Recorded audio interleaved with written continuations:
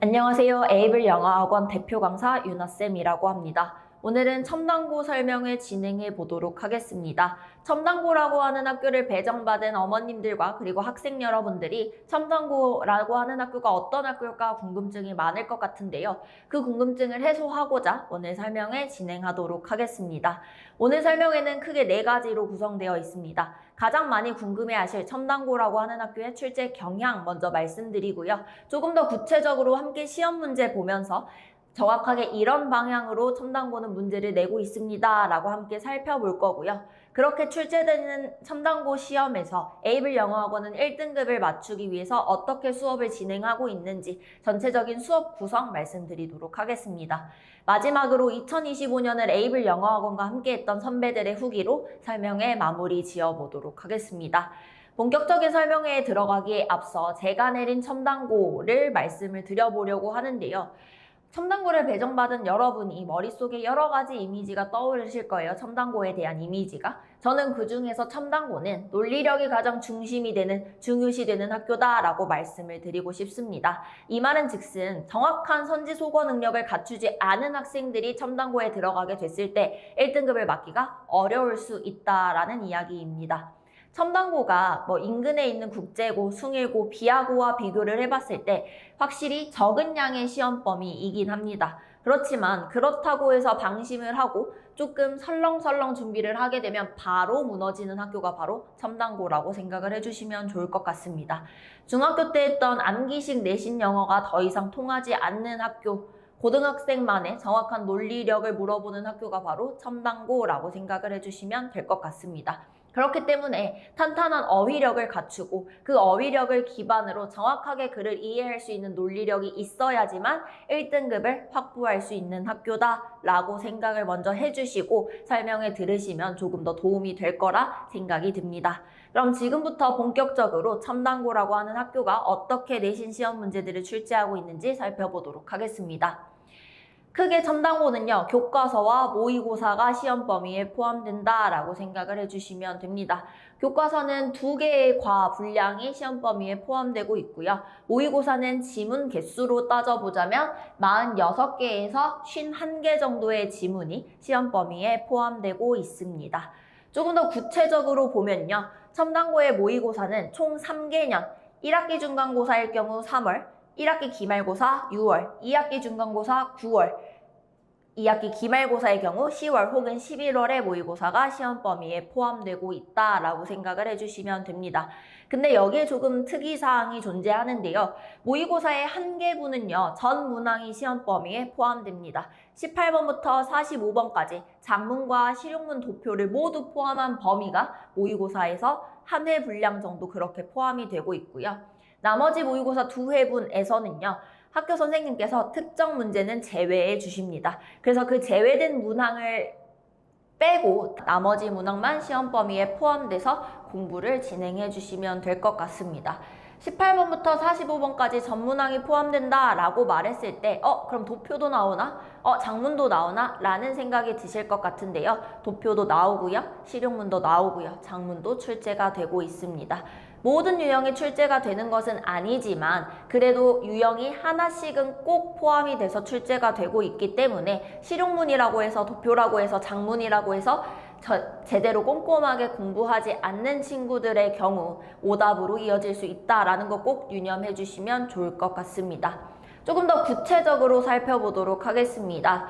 시험지는 총 30문항 혹은 29문항으로 구성되어 있습니다.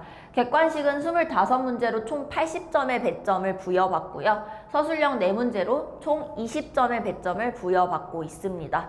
그렇다 보니 객관식에서 가져가는 배점이 크기 때문에 서술형이 조금 약한 친구들이라도 정확한 논리력을 가지고 선지들을 지워나가는 문제풀이 능력이 받쳐준다면 충분히 1등급을 노려볼 수 있다라고 생각이 듭니다. 자, 교과서부터 조금 더 구체적으로 살펴보도록 하겠습니다. 교과서의 경우에는요, 교과서 2개 분량에서 객관식 6문제, 많게는 9문제까지 출제가 되고 있고 서술형은 1개 내지는 2개 문제가 출제되고 있습니다. 여러분이 고등학교에 진학할 때 가장 많이 들었던 말 중에 하나가 뭐일 거냐면 교과서 중요하지 않다. 부교재, 모의고사가 훨씬 더 시험에 많이 출제된다 라는 말 들어보셨을 겁니다. 그렇지만 거기에 예외로 적용되는 학교가 바로 첨단고라고 생각을 해주시면 됩니다. 이 근방에 있는 고등학교에서 교과서는 보통 4문제가량 나오면 적당히 나온다 라고 생각이 드는데요. 첨단고는 이와 달리 교과서에서만 많게는 9문제, 10문제까지도 출제가 되고 있기 때문에 생각보다 많지 않은 범위임에도 불구하고 많은 출제 비중을 차지하고 있다라고 생각을 해주시면 됩니다. 그렇기 때문에 교과서를 대충 공부하게 될 시 분명히 시험 문제에서 실수가 나올 수 있다라는 거 유념해 주시면 좋을 것 같습니다. 이어서 모의고사입니다. 모의고사는 아무래도 3개년이 들어가다 보니 교과서보다 많은 문제로 출제가 되고 있습니다. 객관식의 경우 17문제에서 19문제가 출제되고 있고요. 서술형은 2문제에서 3문제가 출제되고 있습니다.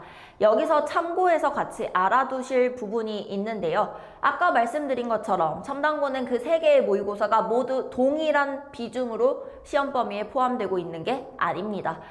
3개의 모의고사가 각각 다른 문항이 출제가 된다, 시험 범위에 포함된다 라고 하다 보니 객관식 문제에서도요, 그 범위에 따른 범위의 비중에 따라서 객관식 문제도 차등으로 반영되어서 출제가 되고 있습니다. 다시 말해서 전 문항이 포함되는 모의고사에서는요, 객관식이 보통 8문제가 출제가 되고 서술형이 1문제가량 출제가 되고 있습니다. 반면 일부 문항이 제외됐던 모의고사에서는요, 객관식이 4개에서 6개의 문제가 출제됨으로써 전 문항이 포함되는 모의고사보다는 확실히 적은 비중으로 객관식이 출제가 되고 있으나 서술형의 경우에는 1문제에서 2문제까지도 출제가 되고 있기 때문에 범위가 적다고 하더라도 대충 공부해선 안 되겠죠. 왜냐? 서술형이 조금 더 비중 있게 출제가 되고 있기 때문에 똑같이 정확히 공부해 주셔야겠습니다. 여기서 서술형이 지금 2문제에서 3문제까지 출제가 되고 있기 때문에 서술형을 조금 더 구체적으로 살펴보자면요. 서술형은 크게 2가지 유형으로 나뉘어서 출제가 된다라고 생각을 해주시면 됩니다. 첫 번째는요. 독해 이해력을 기반으로 해서 우리말로 답하는 문제가 출제가 되고 있습니다. 우리말로 답하는 문제다 보니 문제 자체의 난이도는 낮을 수 있으나 논리력이 부족한 학생들의 경우에는 정확하게 서술을 하지 못해서 감점될 확률이 큰 유형이라고 생각을 해주시면 됩니다. 두 번째는 핵심 어법을 포함하고 있는 구문을 직접 명작해보는 유형이 되겠습니다. 이 유형의 경우에는 어려운 구문이 출제됐을 때 아이들이 많이 틀리는 경향이 있는 유형이다 라고 생각을 해주시면 좋은데요. 조금 더 구체적인 정보는 뒤에 넘어가서 문제 살펴보면서 설명드리도록 하겠습니다. 지금부터는 조금 더 구체적으로 문제를 직접 보면서 첨단고가 이렇게 출제되는구나를 살펴보도록 할 텐데요. 교과서에서 나오는 대표 문항들을 조금 골라와 봤습니다. 내용일치 문제, 삽입 문제, 서술형 문제입니다. 내용일치 문제에서 봐주실 건요. 내용일치 문제의 1번부터 5번 선지가 모두 영어로 구성되어 있다라는 겁니다.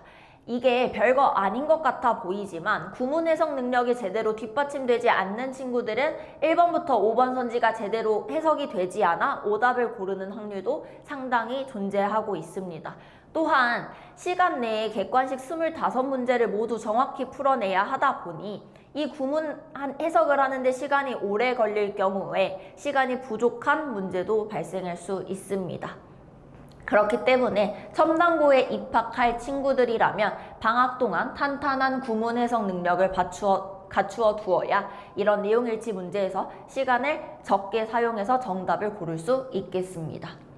두 번째는 아까 말씀드렸던 삽입 유형인데요. 이 삽입 유형을 따로 말씀드리는 이유는 교과서에서 삽입이 나왔을 때 어떤 문장이든 아무 문장이나 하나 골라서 어디 들어가게 를 물어보는 게 아닙니다. 만약 그렇게 출제가 된다면 모든 교과서의 원문을 정확하게 암기하고 있어야 하겠으나 지금 표시해둔 부분과 같이 another이라고 하는 또 다른 소재를 꺼내오는 이런 정확한 명시적인 근거가 있는 문장을 주어준 문장으로 제시를 함으로써 아이들이 논리적으로 문제를 풀어나갈 근거가 있게끔 문제를 출제하고 있습니다. 그렇다 보니 첨단고 친구들은 교과서를 공부하실 때 그냥 무작위로 내용을 암기하는 것이 아니라 정확한 지시사, 연결어를 중심으로 해서 문장과 문장이 어떻게 연결되는지 그 흐름을 이해하고 있어야 이와 같은 삽입 또는 문장 배열, 순서 배열 문제에서도 틀리지 않고 정답을 고를 수 있을 것 같습니다. 마지막은 서술형 유형입니다. 실제 25년 2학기 기말고사에 출제된 서술형 문제를 가져와 봤는데요.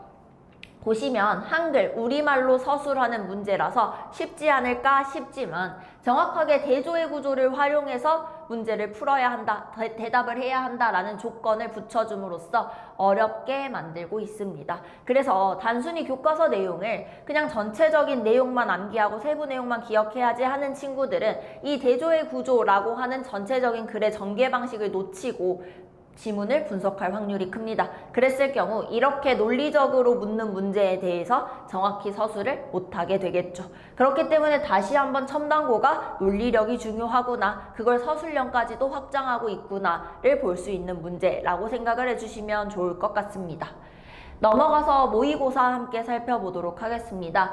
모의고사는요, 모의고사에서 출제되는 부분들이 상당히 까다롭게 출제가 되고 있고 실제로 2학기 중간고사와 기말고사는 이런 까다로운 요인들로 인해 1등급 컷이 70점대 후반까지도 내려갔다라고 보여지고 있습니다.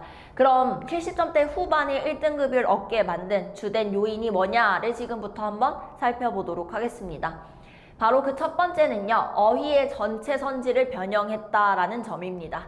다시 말해서 시험 문제에서 1번부터 5번까지 문맥상 적절하지 않은 어휘를 골라라 라는 유형에서요, 원문을 가져왔는데요. 원문에 나왔던 원래 단어들을 전부 바꿔두었던 것을 볼 수 있습니다. 다시 말해서 본문에 있는 단어만 정확하게 알고 있으면 내가 틀리지 않고 문제를 풀 수 있겠지라고 하는 친구들의 뒤통수를 때린 문제라고 생각을 해주시면 됩니다. 그렇기 때문에 반드시 첨단고에 진학하는 친구들은 지문을 공부하실 때 단순히 본문에 있는 단어들만 정확하게 외우는 것이 아니라 유의어들까지 정리해서 외워주셔야겠습니다. 그래야 이렇게 지문의 어휘들이 변형돼서 출제가 되었을 때 당황하지 않고 정확하게 단위어로 바뀐 구간을 찾아서 정답으로 골라낼 수 있다라고 생각을 해주시면 좋을 것 같습니다. 그 다음 두 번째는요, 모든 선지에 키워드, 지문 키워드가 반영되어 있다라는 점인데요. 이 문제는 바로 첨단고에서 5문제씩 꾸준히 출제하고 있는 대입학 유형 문제입니다. 5문제라고 하는 문제가 결코 적지 않은 문항수인데요. 그 대입학 유형으로 그 5문제가 출제되고 있습니다. 이렇게 말씀을 드렸을 때 우리 학생 여러분의 머릿속에는 대입학 유형은 모의고사에서 나 다 맞고 들어가는 건데요? 라고 생각하실 수 있어요. 그렇지만 선지 구성이 모의고사와는 조금 다릅니다. 어떤 점에서 다르냐? 1번부터 5번 선지까지 지문의 핵심 키워드들이 모두 들어가 있습니다. 현재 제가 실어놓은 이 문제의 핵심 키워드는요, 동물이 스스로 발광할 수 있다라는 것, 특히 어떤 동물이냐, 심해 동물이 스스로 발광하는 효과를 가지고 있다, 능력을 가지고 있다에 관한 지문입니다. 지금 1번부터 5번까지 보시면요, 모든 지문에 이 지문의 핵심 키워드가 들어가 있습니다. 스스로 발광할 수 있는 생물 발광 능력이라는 단어가 들어가 있거나 혹은 해양 생물이라고 하는 단어들을 선지에 모두 추가해 놓음으로써 단순히 지문 내의 핵심 소재만 알고 있다고 해서 정확하게 답을 고르지 못하게끔 만들어 놓고 있습니다. 그렇기 때문에 1번부터 5번 선지까지 다 핵심 키워드가 들어가 있다고 하더라도 정확하게 이런 다른 단어들 때문에 답이 안 된다라는 소거 능력을 요구하고 있습니다. 그렇기 때문에 논리력이 다시 한번 강조되는 문제들로 구성되어 있구나 라고 생각을 해주시면 좋을 것 같습니다. 이어서 세 번째 까다로운 요인으로 보이는 것은요, 바로 빈칸 문제가 변형되어서 나온다라는 겁니다. 조금 더 구체적으로 살펴보도록 하겠습니다. 실제 첨단고 2학기 기말고사 빈칸의 선지입니다. 빈칸 선지의 1번부터 5번까지 한번 봐주시고요. 제가 여기에 밑줄 그어놓은 게 원문에 나와 있던 표현입니다. 그래서 정답으로 들어갈 부분은 바로 부분적으로 언어에 의존한다, 언어에 달려있다 라는 말이 됩니다. 즉 부분적으로 언어 때문에 그러한 결과가 만들어졌다 라는 건데요. 1번부터 5번 선지 보시면 이 표현이 그대로 사용된 문장이 없습니다. 다시 말해서 정답이 되는 선지 또한 원문을 변형해서 실어 놓았다라고 봐주시면 될 것 같습니다. 그런데요, 여기서 아이들을 더 어렵게 만들어 놓은 요인들을 한번 살펴보도록 하겠습니다.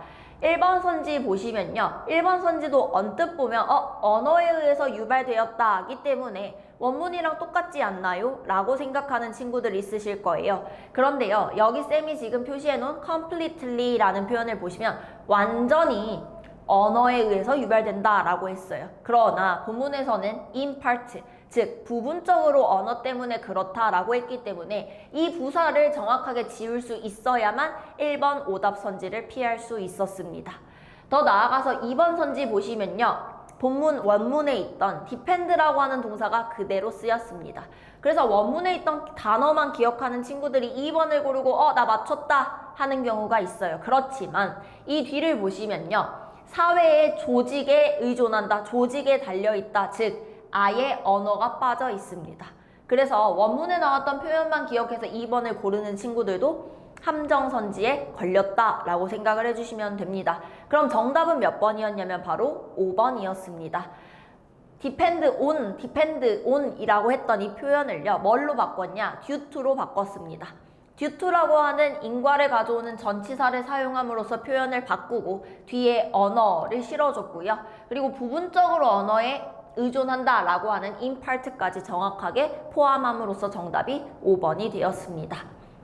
보시다시피 쉽게는 풀리지 않는 빈칸입니다. 그래서 지문 내용을 정확하게 안다고 하더라도 세부적인 부사까지 놓치지 않아야 하며 원문에 있던 표현만 기억한다고 해서 절대 정답을 고를 수 있는 것도 아니라는 거, 이런 점이 바로 첨단고의 객관식 문제를 어렵게 하는 요인이라고 생각을 해주시면 좋을 것 같습니다. 더 나아가서 요약문 문제가 2문제에서 4문제까지 출제되고 있습니다. 이게 왜 까다롭냐 라고 생각하실 수 있는데요. 요약문 문제라고 하는 건 다른 유형보다 이 글을 전체적으로 정확하게 이해하고 있냐를 물어볼 수 있는 유형입니다. 게다가 1번부터 5번까지 나와 있는 선지들의 단어를 정확하게 알지 못할 경우에 정답을 고를 수 없는 유형이라고 할 수 있습니다. 그렇기 때문에 기본적인 어휘 실력이 탄탄하지 않으면 4문제까지도 다 많은 비중으로 출제되는 이 요약문이라고 하는 걸 절대 맞출 수 없다라고 생각을 해주시면 좋을 것 같습니다. 이어서 서술형 살펴보도록 할 텐데요. 아까 제가 말씀드렸던 2가지 서술형 유형 중에 핵심 어법을 포함하고 있는 서술형 유형입니다. 25년 2학기 기말고사 같은 경우에는요, 더비교급을 사용할 줄 아느냐, 더비교급을 정확하게 이해를 하고 영작까지 할 수 있느냐를 물어보는 문제입니다. 근데 종종 친구들이 선생님 아래 단어까지 다 주어주고요, 이거 되게 쉬운 거 아닌가요? 생각할 수 있을 것 같아요. 근데 이 보기에 있는 단어들을 그대로 가져다가 사용하는 것이 아니라 보시면 일부는 문법상 변형이 필요하다라고 해서 주어진 단어들 중에서 어법이 틀린 단어들을 정확하게 고쳐서 영작을 해야 하는 문제입니다. 그렇다 보니 단순히 단어를 배열하는 게 아닌 정확한 문법을 이해하고 있어야만 틀린 어법까지 고쳐서 영작을 할 수 있겠죠. 그러다 보니 상당한 문법 실력, 어법 실력을 요하는 문제라고 생각을 해주시면 좋을 것 같습니다.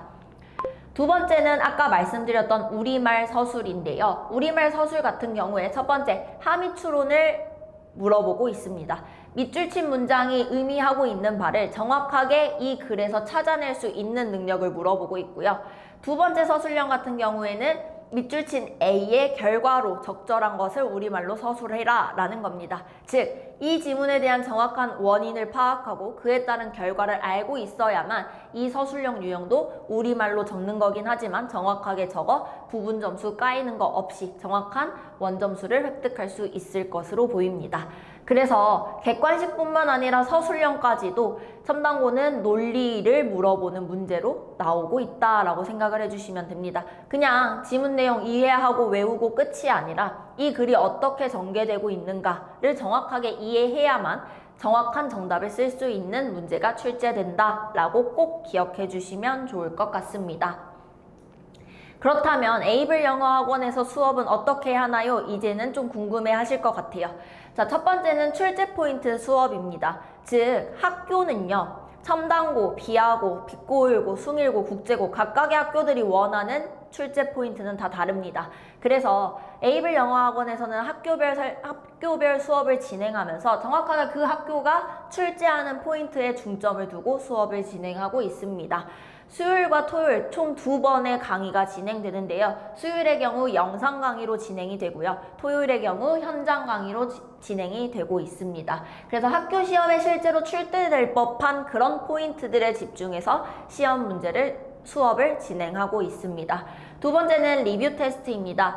여기에서 리뷰 테스트는요. 수요일과 토요일에 진행했던 강의에 대해서 아이들이 정확하게 복습을 했는지 학교 시험에서 많이 나오는 유형으로 다시 문제를 재구성해서 테스트를 보고 있습니다. 그러다 보니 실전 감각이 향상되게 되고요. 또한 내가 이 모의고사에서 이 지문이 이해가 조금 안 됐구나 같은 약점도 정확하게 파악할 수 있습니다. 그래서 이 리뷰 테스트를 보고 통과하지 못한 친구들은 일요일에 무한 자습을 하게 됩니다. 무한 피드백을 통해서 자기가 약한 점을 정확하게 보완할 수 있게끔 진행을 하고 있습니다. 더 나아가서 수업 구성을 조금 보여드리면요. 실제로 빈칸이 출제될 수 있다. 이 부분 정확하게 표현 이해해두고 첨단고 같이 변형이 이루어지는 학교에 대해서는 변형될 수 있는 표현까지 함께 설명을 드리고 있습니다. 또한 아까 말씀드렸던 요약문 문제가 킬러 문항으로 출제되다 보니 수업에서 지문을 공부하고 미니 게임처럼 한번 간단하게 문제를 풀어보면서 바로 적용해보는 능력을 키워내고 있습니다. 더 나아가서요. 수업뿐만 아니라 에이블의 강점이라고 할 수 있는 자체 자료 말씀드려보도록 하겠습니다.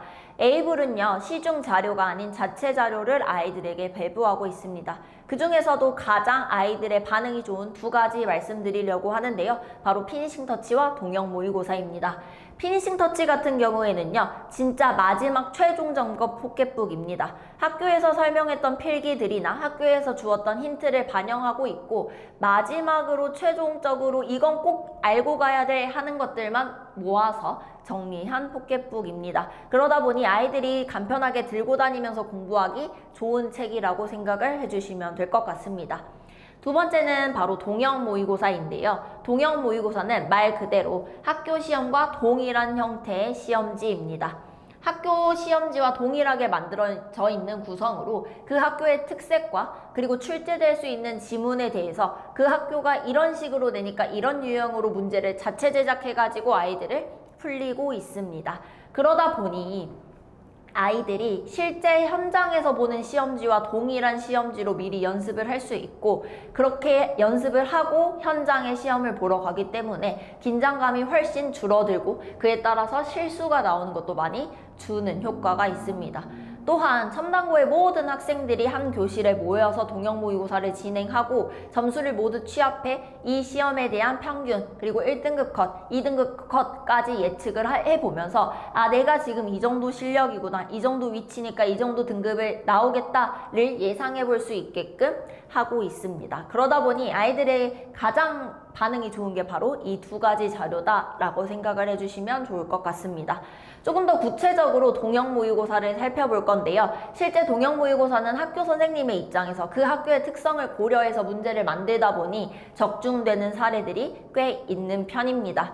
그래서 아이들도 많이 좋아하고요. 그래서 25년 2학기 기말고사 10번의 어휘 문제로 나왔던 것이 동형 모의고사 1차 9번에서 실제로 진행을 했던 부분입니다. 그러다 보니 아이들이 대부분 많이 맞춰서 정답을 골라왔고요.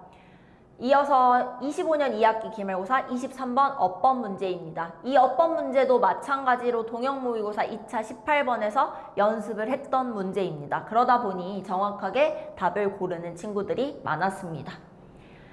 마지막으로 25년 2학기 기말고사 25번 마찬가지 어법 문제인데요. 이 친구도 마찬가지 동형 모의고사 1차 21번에서 정확하게 같이 풀어보고 들어갔던 문제입니다. 그러다 보니 현장에서 실수할 수 있는 범위가 확 줄어들게 되고 좋은 성과를 얻는 경우가 많았습니다.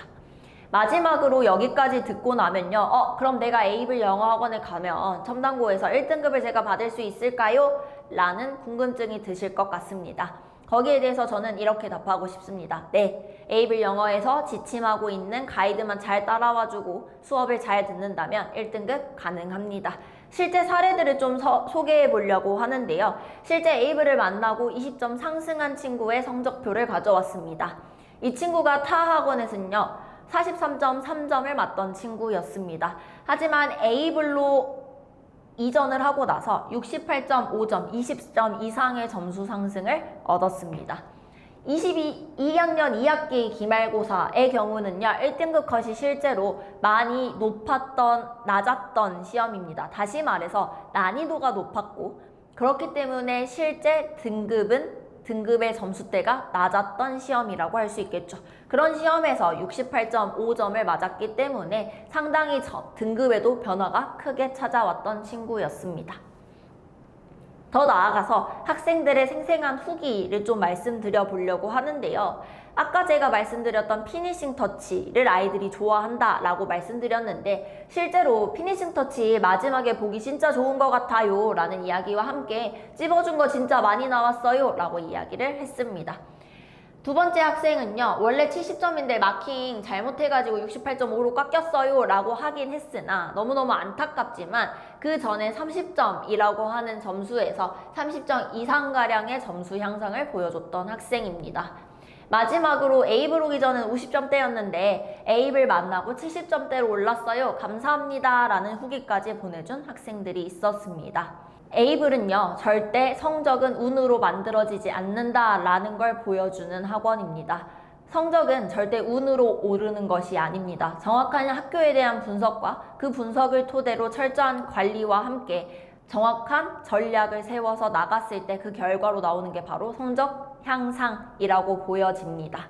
그래서 에이블 영어학원과 함께 첨단고에 대한 체계적인 분석과 그리고 거기에 걸맞는 철저한 관리와 함께 첨단고에서 좋은 성적을 거두길 바랍니다. 그 시작점이 에이블이 되길 바라면서 오늘 설명에 마무리 지어보도록 하겠습니다. 지금까지 설명해 들어주셔서 감사합니다.